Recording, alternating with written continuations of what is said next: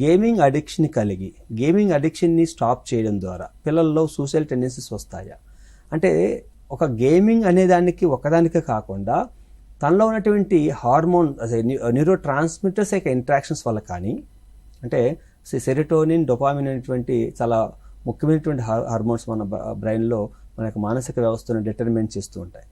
వాటిలో వచ్చేటువంటి significant changes వల్ల నిరంతరంగా ఉన్నటువంటి మానసిక ఒత్తిడి వలన, ఆ ఒత్తిడిలో తను చేసినటువంటి ప్రయత్నాలు ఫెయిల్యూర్ కావడం ద్వారా, ఆ ఫెయిల్యూర్ అనేటువంటి విషయాలు సమాజంలో తను తలెత్తుకోలేనేమనేటువంటి భావన కలగడం ద్వారా, ఆ ఒంటరితనం ఏర్పడిన తర్వాత జీవితం నేను ఎంత ప్రయత్నం చేసినా ముందుకు పోలేకపోతున్నటువంటి నిరుత్సాహ భావం, హోప్లెస్ వలన వ్యక్తులు సూసైడ్ చేసుకునే ప్రమాదం ఉంటుంది. అంటే గేమింగ్ అడిక్షన్ అన్నది కూడా ఒక కారణంగా భావించవచ్చు.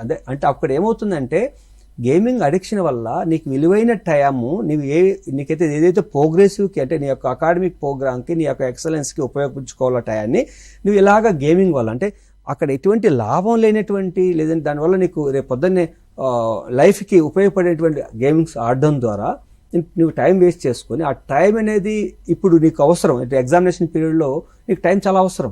ఎందుకంటే రివిజన్ చేసుకోవాలి, దాన్ని అప్లికేషన్ చేసుకోవాలి, ఆ విషయాలు ఎలా ఎఫెక్టివ్గా మనం ప్రెజెంటేషన్ చేసుకోవాలి, అవి అవసరం. కానీ ఇప్పుడు లేదు. ఎందుకు లేదంటే అకాడమిక్ ఇయర్ స్టార్ట్ అయినప్పటి నుంచి మనం గేమ్స్ ఆడుకోవడము, ఫ్రెండ్స్తో గేమ్స్ గురించి డిస్కస్ చేసుకోవడం తప్ప అకాడమిక్ ప్రోగ్రామ్ గురించి, అకాడమిక్ మెటీరియల్ గురించి, అకాడమిక్ కన్స్ట్రక్షన్స్ గురించి మనం ఎక్కడ డిస్కషన్ చేయలేదు.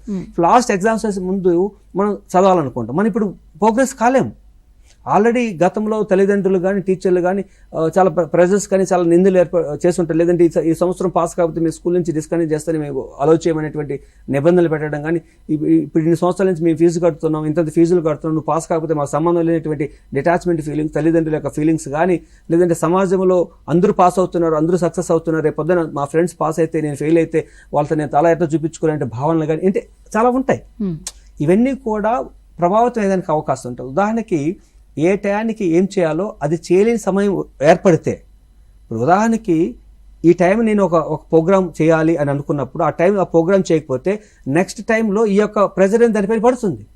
కనుక అలాగా లాస్ట్కి అక్యుములేటెడ్ ఆఫ్ వర్క్స్ అని ఏర్పడి లాస్ట్ మినిట్లో అన్ని వర్క్లు ఒకసారి కనపడడం ద్వారా తను అన్నిటికీ సమాధానం చెప్పుకోలేకపోవడం, అన్నింటినీ తను సాటిస్ఫై చేయలేకపోవడం వల్ల ఒంటరితనం అనుభవించి అప్పుడు చనిపోదాం అనే భావన ఏర్పడుతుంది. అంటే దానికి కారణం మొబైల్ అడిక్షన్స్ వల్ల టయాన్ని, నువ్వు విలువైన టయాన్ని మిస్యూజ్ చేసుకోవడం కూడా కారణంగా భావించవచ్చు అండి.